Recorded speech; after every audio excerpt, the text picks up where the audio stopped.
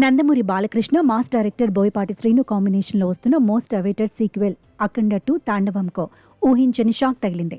రేపు శుక్రవారం ప్రపంచవ్యాప్తంగా విడుదల కానున్న ఈ సినిమా రిలీజ్ను నిలిపివేయాలని మద్రాస్ హైకోర్టు తాత్కాలిక ఉత్తర్వులు జారీ చేసింది.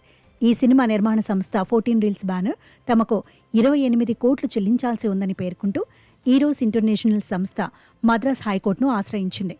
ఈ పిటిషన్పై విచారణ జరిపిన న్యాయస్థానం సమస్య పరిష్కారమయ్యే వరకు 14 రీల్స్ నిర్మించిన అఖండ 2 చిత్రాన్ని విడుదల చేయవద్దని ఆదేశించింది. బాలకృష్ణ సరసన సంయుక్త మీనన్ హీరోయిన్గా నటించిన ఈ చిత్రానికి తమన్ సంగీతం అందించారు. విడుదల తేదీ దగ్గర పడుతున్న సమయంలో వచ్చిన ఈ కోర్టు ఉత్తర్వులతో అభిమానులు నిరాశ చెందారు.